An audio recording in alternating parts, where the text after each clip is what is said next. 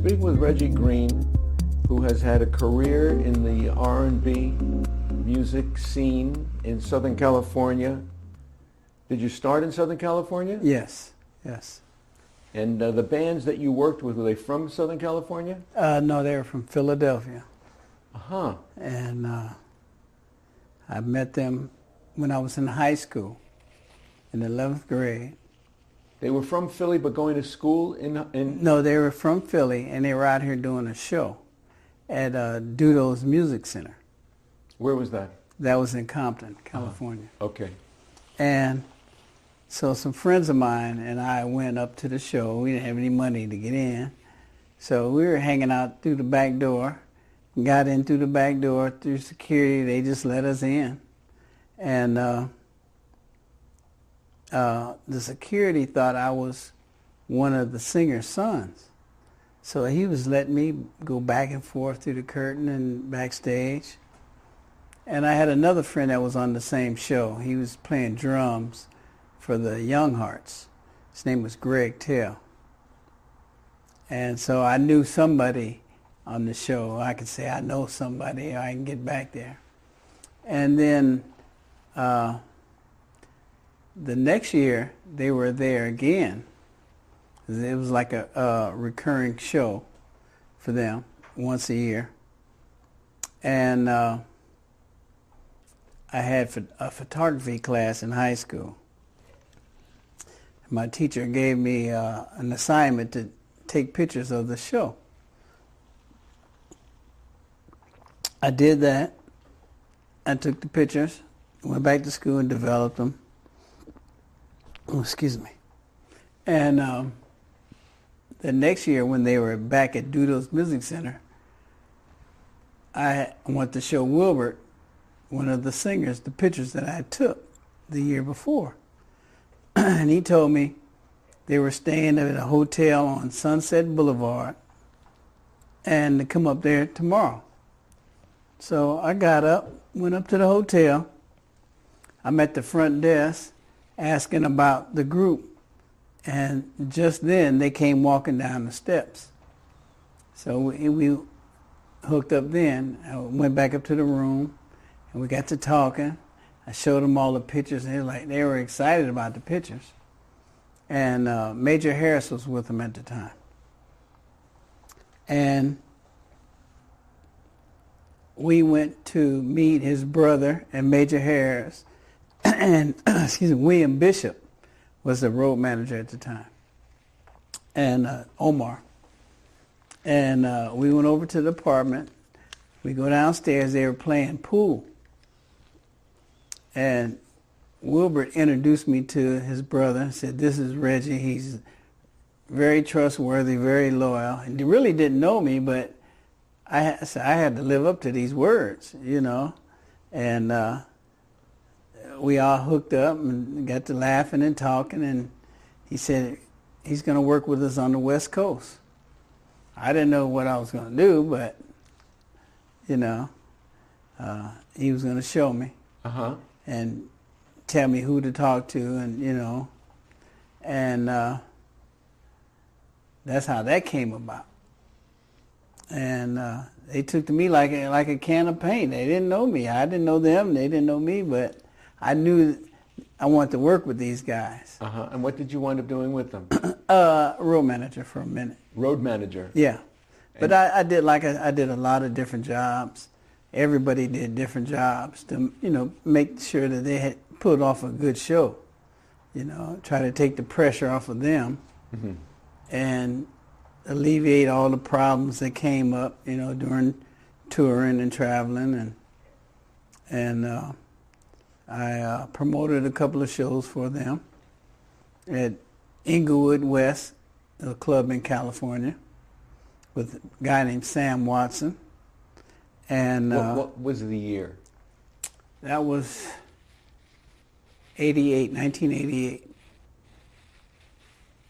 And so what was the music scene like at that time? What kind of music? Because you worked with the Delphonics, I guess, as the most premier act that you worked with. Right. Was it also in the mid-'80s or when? It was started in 71. When they were really at their height. When they were at their height, yeah. And in 1971, I was in the 11th grade. I was 16, 17, and the principal sent a message down to my room for me to come to the principal's office. I'm like, what did I do, you know? And they were having a talent show, and the groups were auditioning, you know, to get on the talent show. And they said they were the Delphonics. And he knew I knew the Delphonics, because he was giving us passes to leave at lunchtime to go down to do those music center at lunchtime. Uh-huh. And he knew I knew the Delphonics. So the principal asked me to come into his office and let him know, are these the real Delphonics? I was like, no, they're not. And he said, thank you. You know, because the Delphonics were much older. Yeah, much older. And these guys were imitators. Back in the day, they were imitating, like the imitator groups they have out now. Mm-hmm. And I was like, no, that's not the Delphonics. And by long shot, that's not the Delphonics. So he thanked me. And 1975, they were doing a show in San Francisco. It was called Ed Howard's Place in Oakland, California. Had they had a number of albums out already? Yes. They were at the height, on the other side of the height, you know, and everybody's still trying to get music out there and record and try to get a hit record, but disco was coming in and rap was coming in, so it was putting a hold on the R&B side of music, you know, the slow stuff. Uh-huh. That so they were go on. That they were known for, you know. So for people who may not know the name, but they may know their music, what records are the Delphonics recognized for? The big one was La La Means I Love You. How does it go? La La La means I love you. Yeah, I'm not a singer. But then they had Break Your Promise. Wasn't a worldwide hit, but it was a national hit. And I'm Sorry. And they all came out pretty close much together to where La La was still at the height, and here these other songs are coming out. And so they never made it to that status. And Hey Love was wrote by Wilbert Hart, the brother of William Hart. William was the lead vocalist? Right. And William was the... Wilbert? Wilbert was a harmony singer? Yeah. Background harmony. He would do the choreography. He would do the outfits. And 'cause everybody had different jobs to do. Uh-huh. You know, to pull it together. Who performed or who recorded Didn't I Blow Your Mind? That was William and Wilbert and Tom Bell. Tom Bell was the arranger. He was a writer with William. Was that also in the 71 to 73? Yeah. About 72, I think, was Tom's last year. And then Tom went on to write with Linda Creed for the Stylistics, and then he had the Spinners. What did Tom Bell do? He was an arranger. Uh-huh. He was a writer. He was a promoter. Did he produce the records in the studio? No, that was somebody else. That was I think it was Bobby Eli. Had you gone to the studio there in Philly? Not at that time. I went to the first time I went to the studio was out here in Los Angeles in 1973 at the record plant. It was on 3rd and off of La Cienega. With which group? With the Delphonics.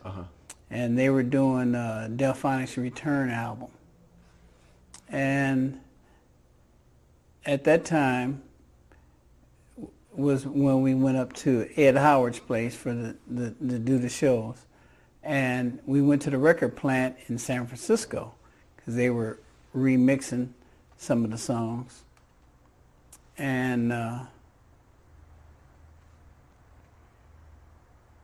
the time I went to Philly International Records, I was with William. And he took us to Philly International Records. But I had met Kenny Gamble and Leon Huff before that. In '75, they were out living out here in Los Angeles at that time. And he said, I got a meeting to meet Kenny Gamble in Century City. So I drove him out there, and we met Kenny Gamble, Leon Huff, met Kenny Burke of the Five Stair Steps, and they had a good meeting with him. But by them being from Philly, Delphonics never recorded on with Kenny Gamble or Leon Huff.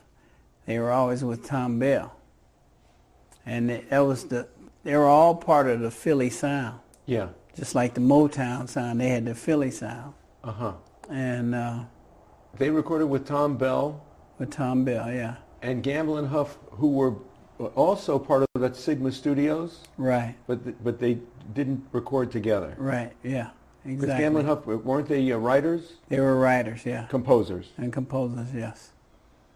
Yes. Okay. They had Harold Melvin's Blue Notes, the Ebonies,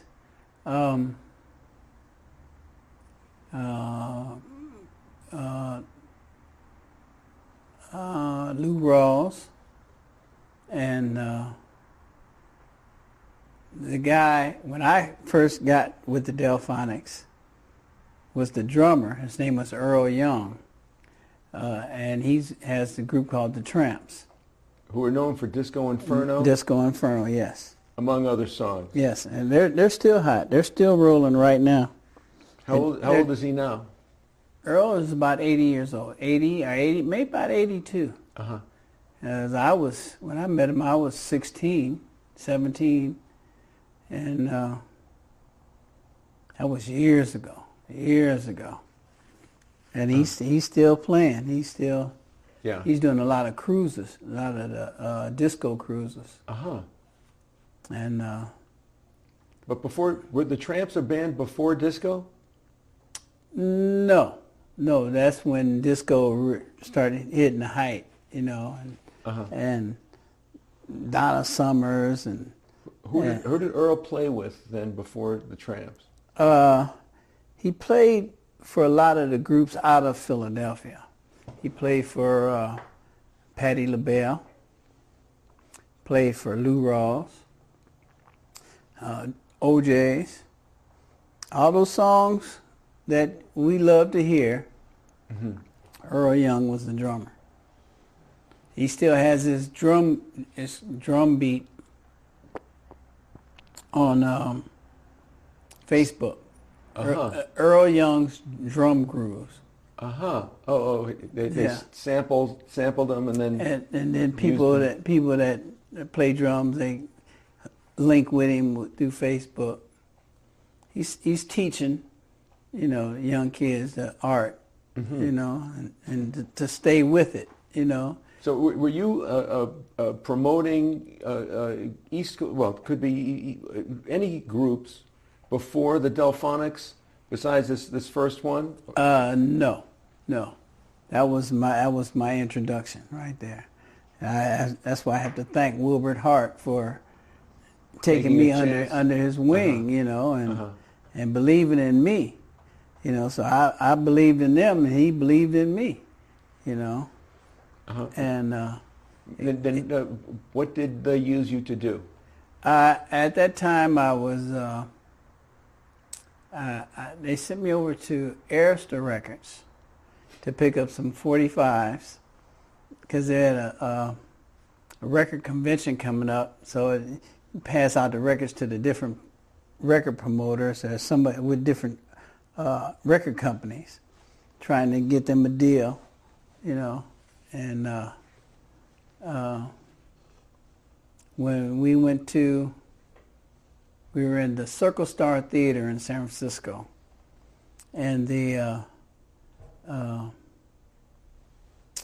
lady came to me and she said, "There's a guy outside named Robert Townsend. I want to see somebody from the Delphonics."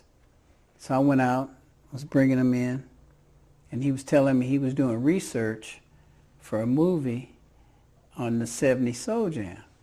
And at that time, we were on the show with Dramatics, the Dells, Harold Melvin's Blue Notes, the Moments, and depends on what city we were in, what group would join in on the show. Uh-huh.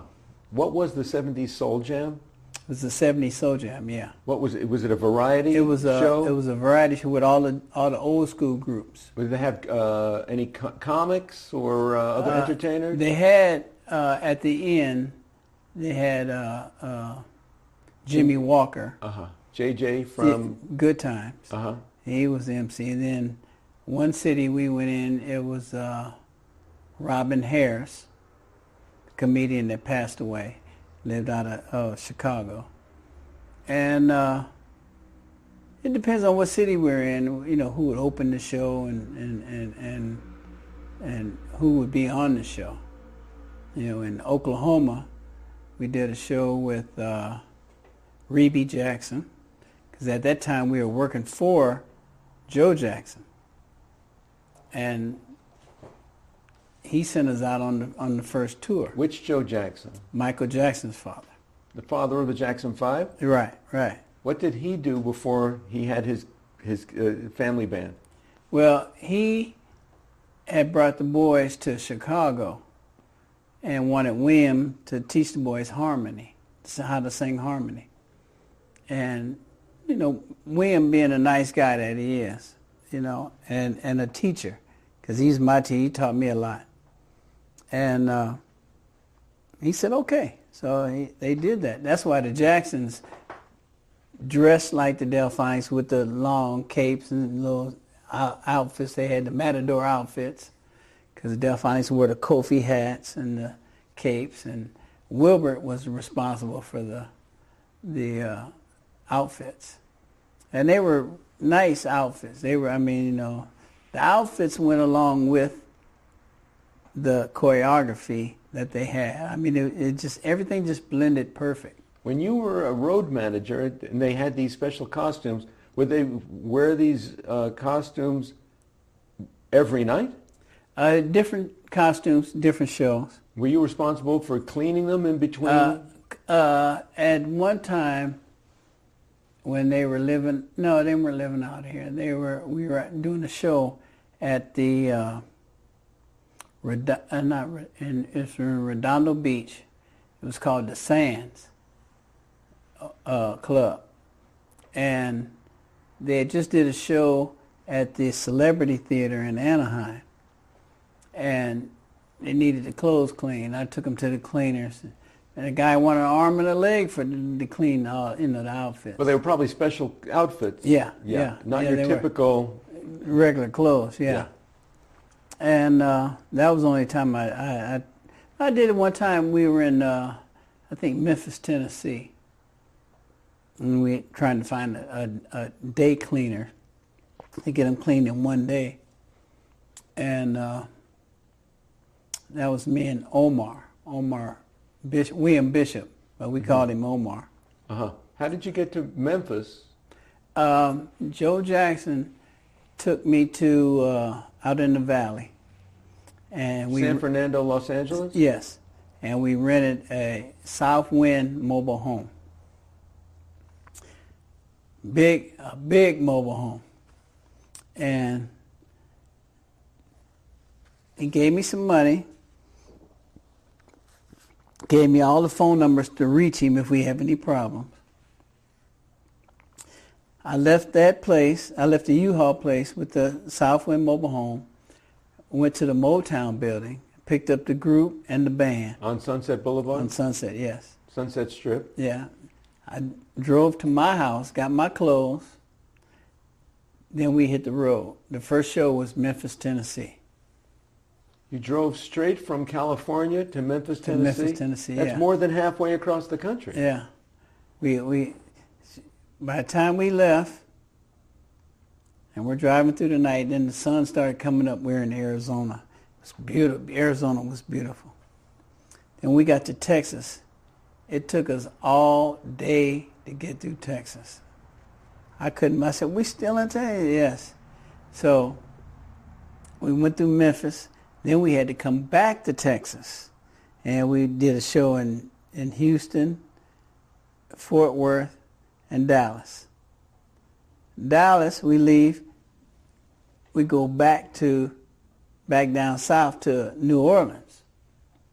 I'm like, man, we could have just did all this opposite, but it's the way they had it planned out. And we did New Orleans. Then we did Baltimore, the Apollo. In Manhattan? The Apollo in New York, yeah. Yeah, New York City? Yeah, in Harlem. And then we went up to Boston. And then from Boston, we went to the Westbury Music Fair. On Long Island. Yeah, we did it up there. And then we came back down to Philly. Then we did Chicago and Detroit. And back to Philly. Did they do a solo show or as in a headliner? In some shows, it would be the Dells and the Delphonics. For most of the Apollo, Westbury, Baltimore, Chicago, it was the Dells and the Delphonics. Who was the headliner? Dells. Now, weren't the Dells essentially a 50s group, started in the 50s? Started in the 50s, right. Stay in My Corner? Stay in My Corner, but they had a lot of hits. But Stay in My Corner was probably their biggest hit. But they were nice guys. They were really nice. And we did shows with Harold Melvin's Blue Notes, they were nice too. The Moments. So back in the day, for me it was either Delphonics or Moments. They were battling, but Delphonics had the harmonies, the sweeter tones. I was like, these guys are something else. The dress they had back in the day. And what songs were the Moments known for? Love on a Two-Way Street. Oh, Sexy sure. Mama. They had a lot of hits. I Do, Sunday, Lovely Way She Loves. Did they perform on the same bill? Yeah. The Moments and the Delphonics? Yeah. Then the Moments changed their name to Ray Goodman and Brown. And because they left Sylvia Robinson, which was she had Stang Records, her and her husband, and they left them, and Sylvia owned the name, The Moments, so they went as Ray Goodman and Brown. Then they had a couple of hits after that. Do you recall even one hit that they had under that name, under that group name? Happy Anniversary. Oh man, I can't think of the names. My mind went blank on that. But you were at all these shows? Yeah. But for me, I grew up playing these records. Yeah. The Moments, Yeah. Delphonics, Harold Melvin Blue Notes. When I was in junior high school, and Harold Melvin was just coming out with the Shy Lights, and then I get out there on the road and I'm listening to all these groups live every night. The same songs I used to play on the record player. Or on the radio? And it was amazing for me. It was a amazing time, fun time, because it wasn't about trying to make a lot of money or making money. For you? For me, yeah. Uh-huh. It was just Maybe for them. out there. I was doing what I wanted to do. I was enjoying myself, you know, and plus I was working. You're getting paid. Getting paid, yeah, and doing what I like to do. And they said when it's like that, it's not like a job. And it was never like a job for me with the Delphonics. You know? The Delphonics were influential. In my interview with Russell Tompkins Jr., he credits the Delphonics as being the model there at was it Sigma Sound in the film studio? Right. Yeah. Yeah, because the Stylistics came after the Delphonics. Yeah. Like Blue Magic. The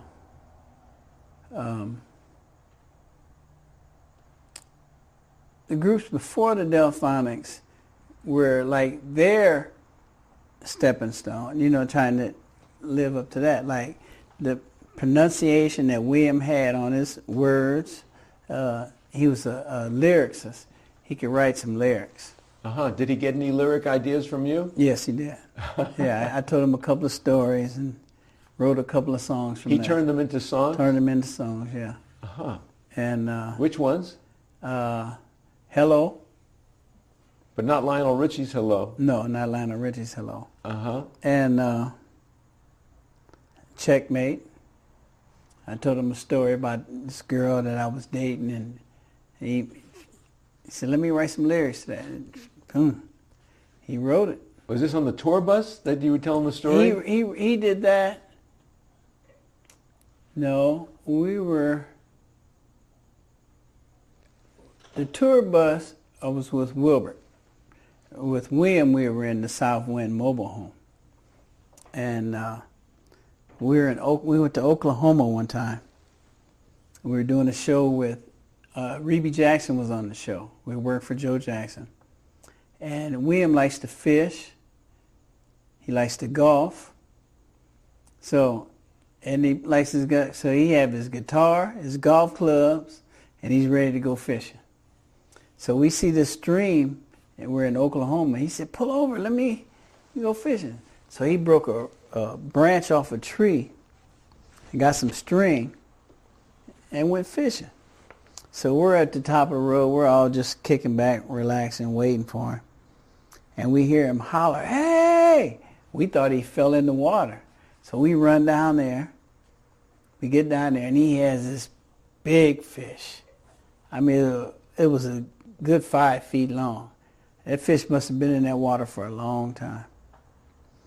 And so we had met some girls in Oklahoma, and they said, "You can cook it over our house." So we went over their house and cooked the fish up. Everybody ate and had a good time. 5 feet of fish. Oh, man, that fish was delicious. You know, and off of him, you know, liking the fish. And he's sitting back with his little twig. He broke off the tree, had his guitar, he's black, and was playing his guitar and waiting to get a little bite, and he got a bite and pulled it on in. So you traveled with the Delphonics. Any other groups? I traveled with Lakeside for a minute. You know, different shows, you know. Tell us the original Lakeside. How did they evolve? They came out of Dayton, Ohio.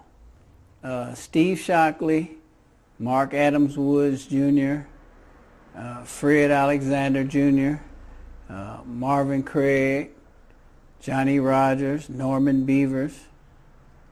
They came out here to California. And I used to be in a car club, Firebird and Camaro Club. So we used to give dances at the Proud Bird in Los Angeles, right there by the airport. And we used to have, at that time they were called Ohio Lakeside Express. A long name? Huh? It's a long name? Yes, long, but it was a lot of them. A lot of members? A lot of members, yeah. They were a band group. You know, everybody's, you know, got their cut of what somebody else did. Steve Shockley was mainly the writer.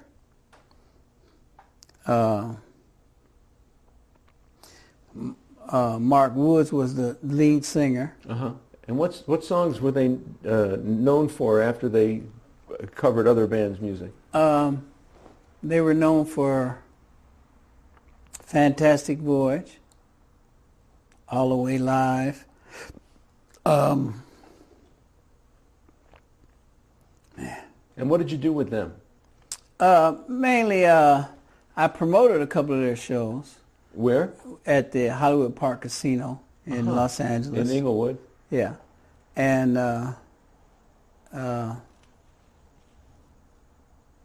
Westchester might be Westchester. Sorry. my buddy Marvin Craig, the bass player, we're really tight. And so he'd send me the schedule that they do, and I'd go to their shows. All of them are my friends, for years. We've been friends for years. They used to play Mavericks Flats on Crenshaw Boulevard in Los Angeles. Every Saturday night, we're sitting up in there listening to either Lakeside or Shaka Khan. They were Rufus at the time. And another group called Papa's Results, Grady Harrell. And then there's Love Machine, all-female group. And David's Eating Bread is another group. They used to show every Saturday night. We're there at Mavericks Flat. Around what era was this? This was 73, 74. Oh, this is during that R&B. Yeah. They had the Total Experience down the street from Mavericks Flat. And so we used to go back and forth. We back down the Total Experience, be the Delphonics and Harold Melvin's Blue Notes, or Delphonics, LTD Band,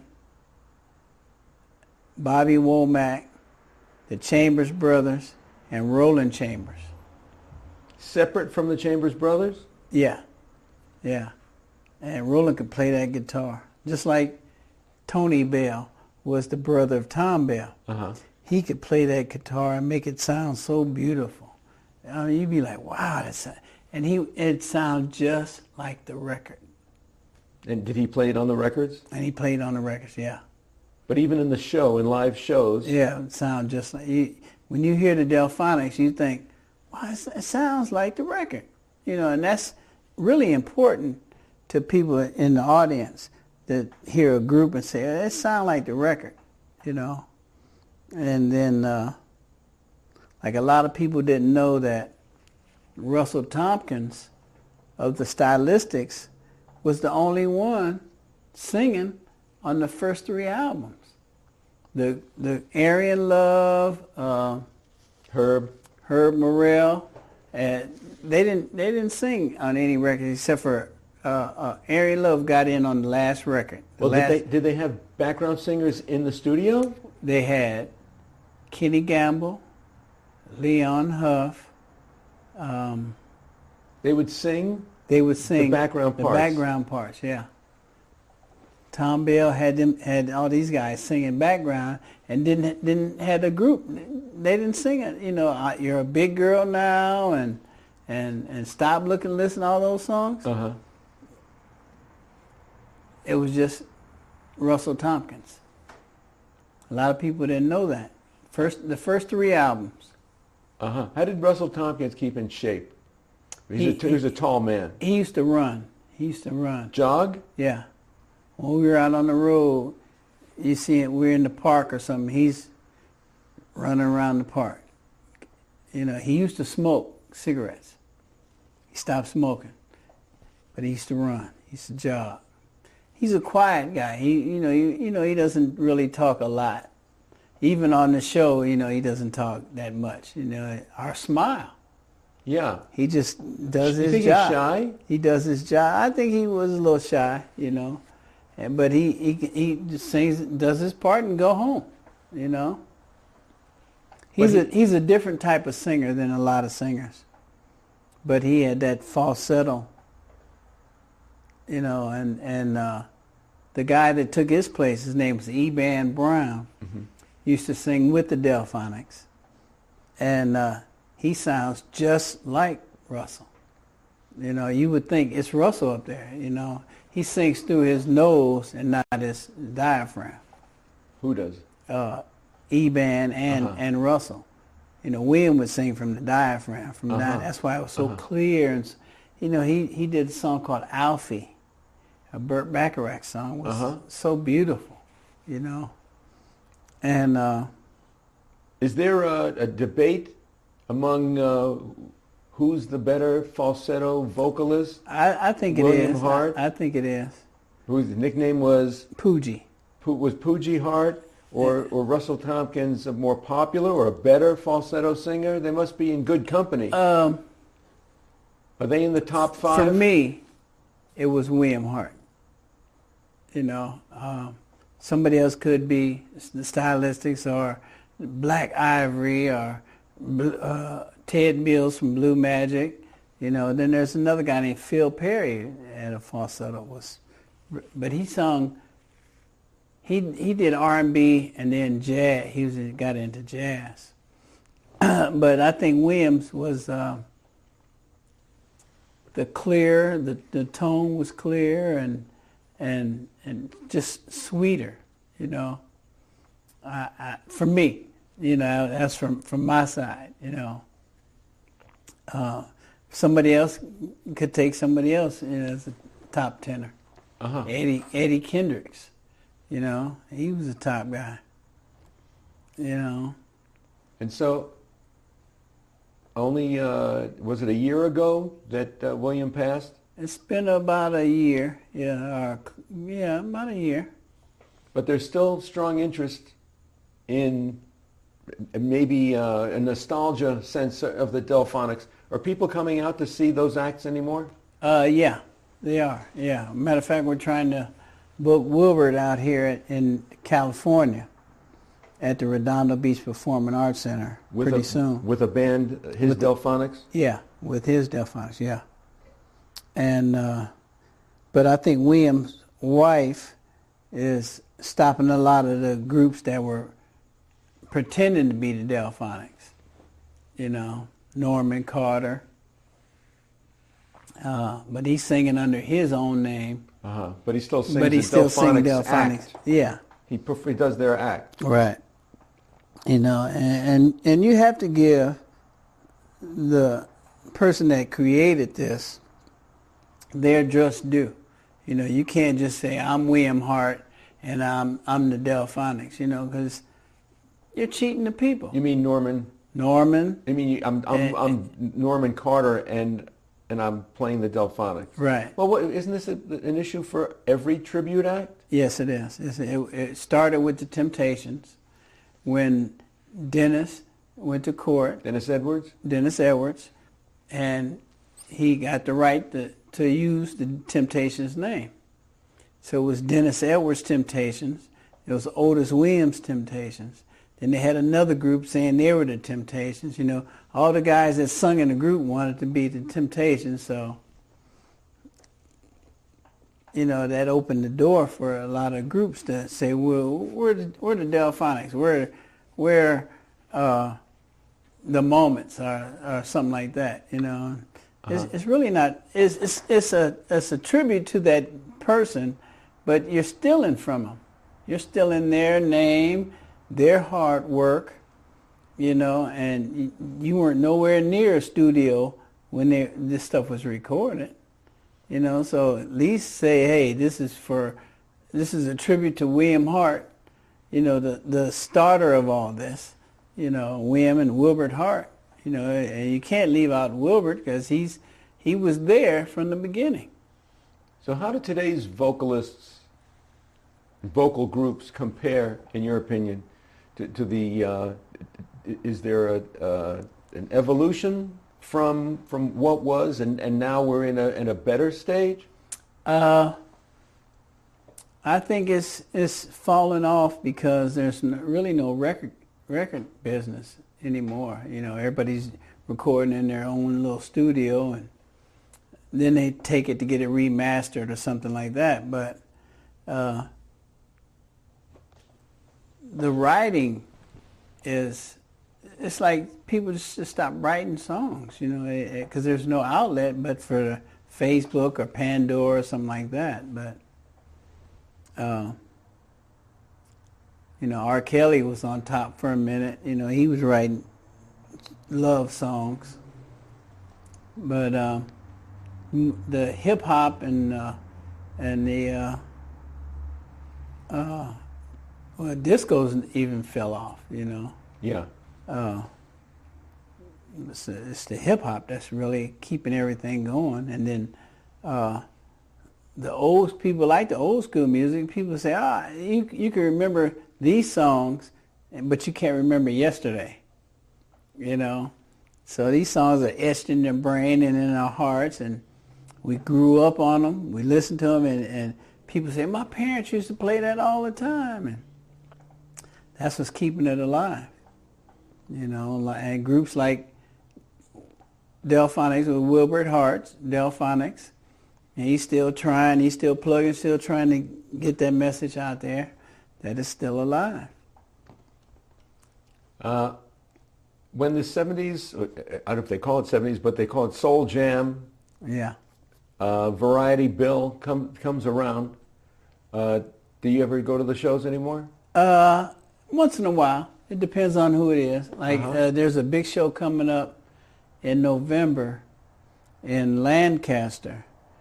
It's supposed to have California. In California. It's supposed to have all the Shy-Lights, Dramatics, Persuaders, a couple more groups, a couple more older groups. And but it's a lot of people, a lot of groups on that show. So I don't know how that's going to work, you know, because when it's a lot of groups on the show, you got to be on a time schedule, and you got to run by that time schedule, because somebody's going to get aced in the end, you know. Either the opening act's going to start it off and mess up, then it'll carry on all the way to the end. Then the last group, you know, their time gets cut. How many of these bands got rich, and how many of the bands, unfortunately, didn't have something to retire on and had to go and get other paying vocation? Well, most of the groups lost out on the rich. They made money, but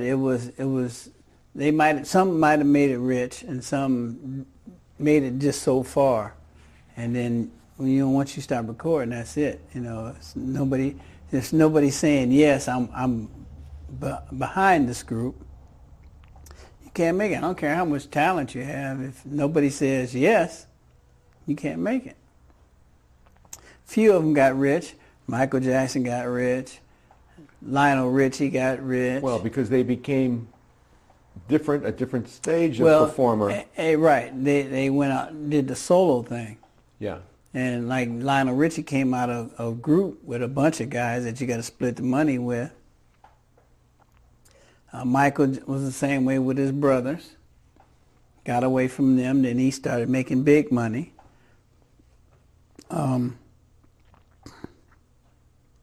But I would say 99% of the groups just made it to a certain level. And then the jealousy kicked in, the envy, you know. People in the group, you know, when you start out saying, okay, everybody's going to get an equal share, but everybody's not writing the songs. You know, you're not participating, you're just getting paid. See, and that's what happened with Stylistics. Those guys were getting paid and wasn't writing nothing.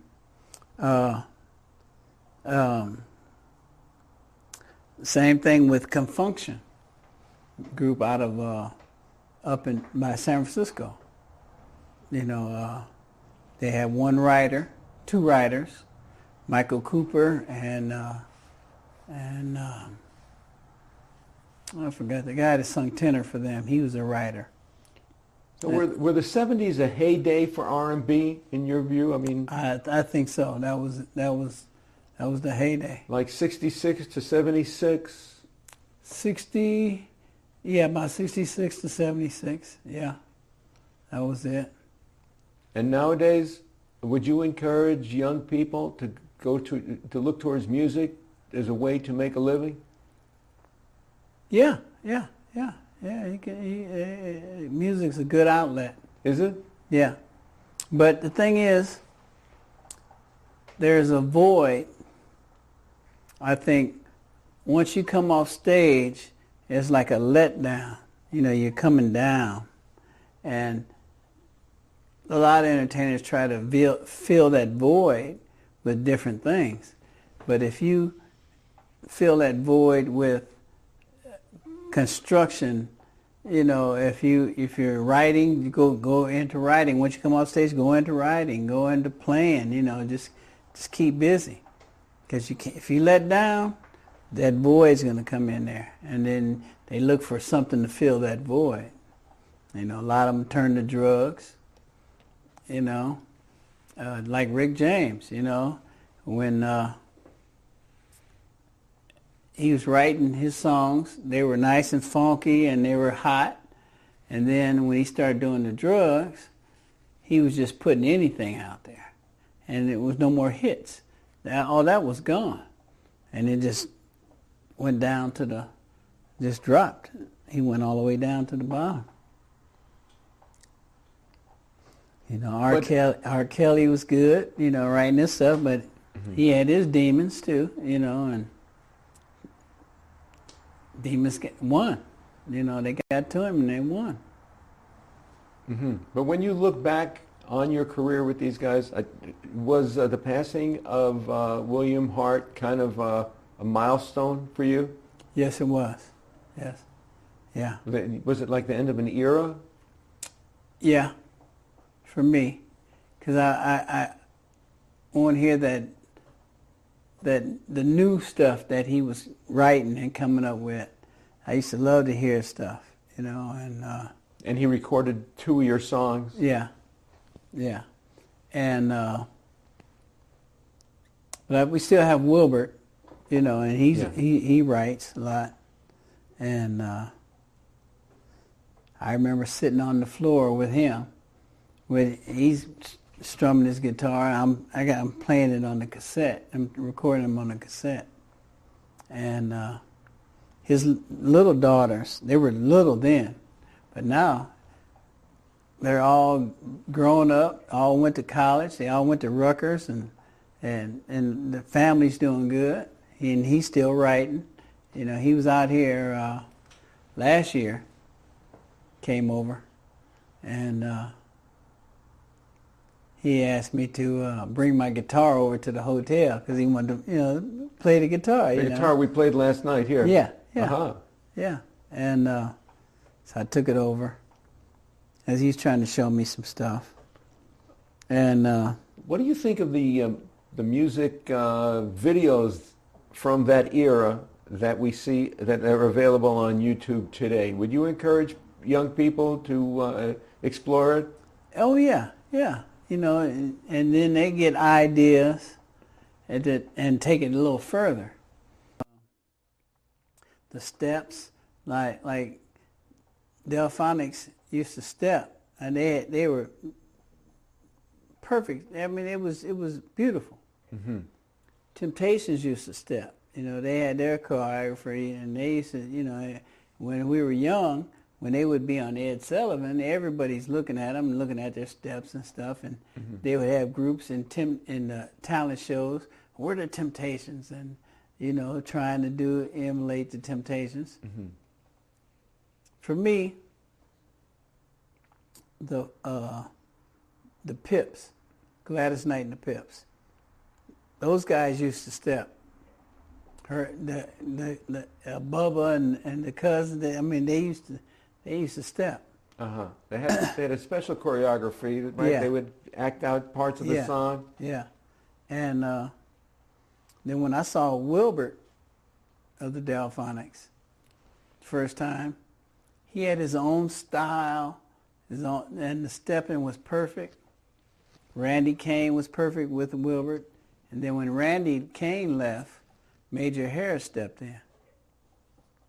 Perfect fit. Perfect fit. Wore the same size clothes that Randy wore. What did Major Harris record on his own? Love Won't Let Me Wait. Could he retired on that number or on that one Yeah, record? yeah. Did he write it? No, he didn't write that. And Major was a funny guy. In what way? He would tell us stories. When we were on the tour bus after the show, we're playing dominoes or cards, and we're going across to the next city or wherever we were going, and he's telling us stories. I was with Whitney Houston. I was with Aretha Franklin. He's telling us all these elaborate stories. You know, they were funny. He told us he was in Vietnam, and they dropped him off in a helicopter with a knife and a rope. And then we said, well, how'd you get back? He said, I had to fight my way back. But then you said the next night you were at a club singing in the club. It was like, it ain't adding up, you know.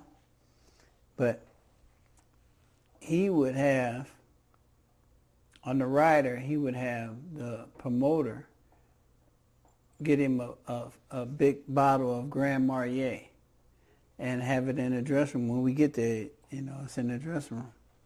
He'd give it to me and tell me to stash this on the bus for later on. So when we're playing dominoes stuff, he's drinking that Grand Marnier, getting tore up. That's how I started drinking Grand Marnier.